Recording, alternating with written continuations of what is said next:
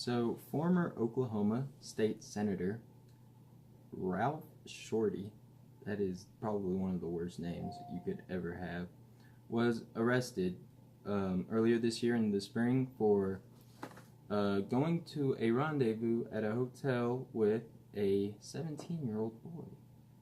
Now, mind you, he is a fervent evangelical, far-right conservative, family values kind of guy, you know.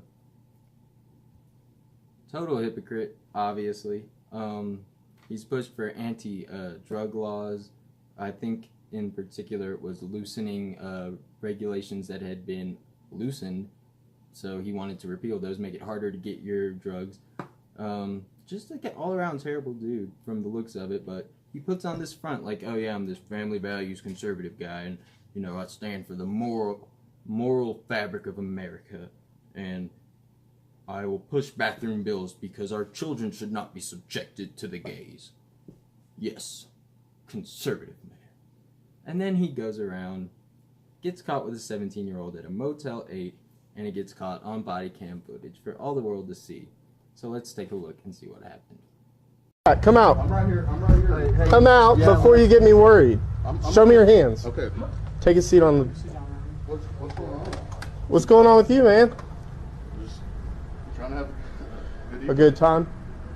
Yeah. What's your name? Ralph. Ralph what? Shortey. You got an ID, Shorty? Shorty doesn't sound like a last name to me. It's my last name. Shorty is? Yeah. And then you growed like 10 feet? It kind of doesn't work, does it? I'm sorry, guys. You're kind of freaking me out a little bit. Yeah, that's what we do. He's 17. Okay.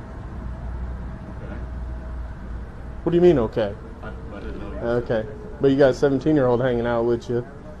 I mean, Dad's worried, and you understand that? yeah, I didn't know. Okay, you got ID on you?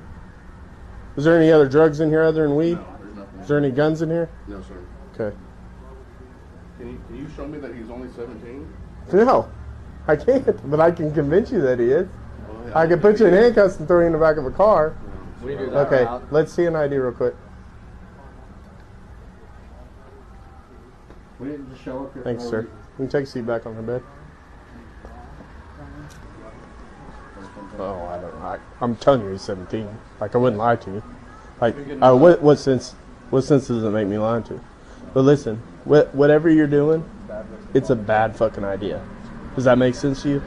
Like, getting high with a young kid, whatever, is a bad idea. No matter how, if they're 17 or 20, like, it's a bad idea. You understand what I'm saying?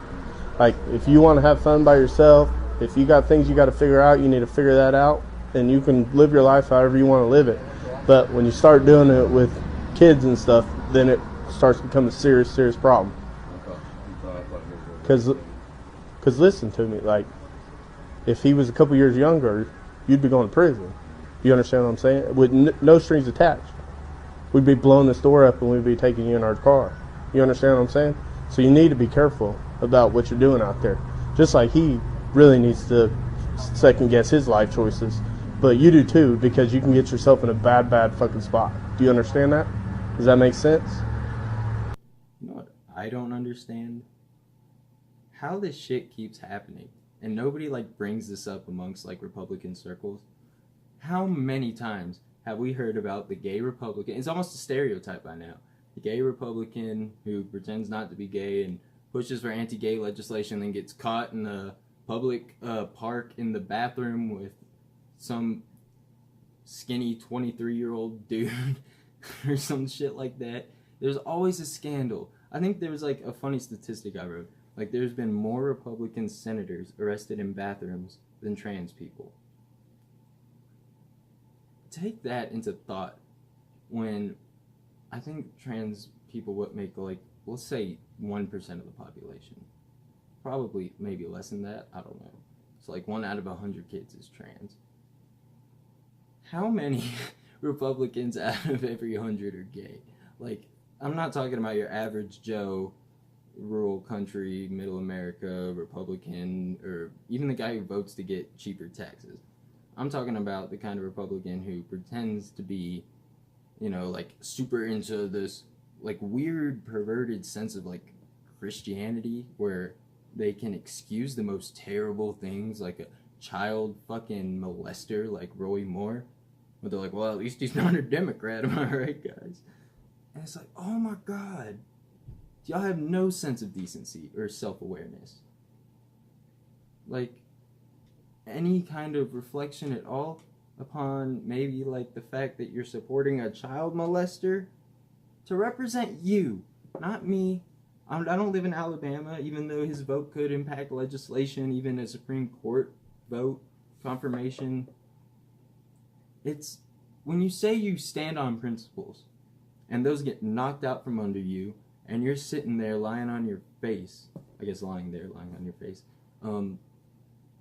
in a pool of blood and vomit, and you're saying, no, I still stand on these conservative values. I mean, what the fuck, dude? You have dicks in your mouth and you're saying you're not gay? Like, it's alright, man. We have nothing against you, brother.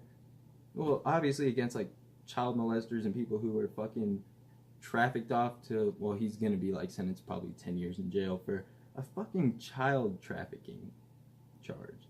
He pled guilty. I don't know if that's, like, a weird kind of, like, charge they have to do in Oklahoma because they don't recognize gays as being a thing. So if you get caught with a kid who's not of, I mean, because the age of consent's 16 too, so why would a 17-year-old like make all this weird shit happen? It just doesn't really make sense to me. But they didn't really go into explaining that. But yeah, I mean, they found condoms in his backpack along with a laptop, where of course they find like, I don't know what it is, dude. Like, if you're fucking with kids underage, you would think you would erase your browser history at the bare minimum.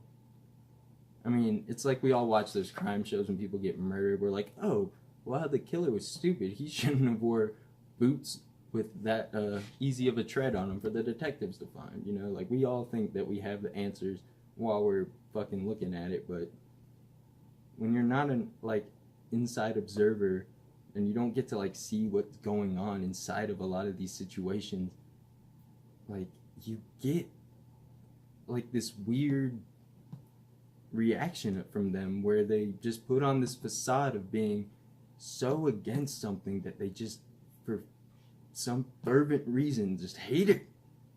And they want it, like it's like a cry for help almost. And I hear you, man. I'd be crying too, because this guy's about to go to jail.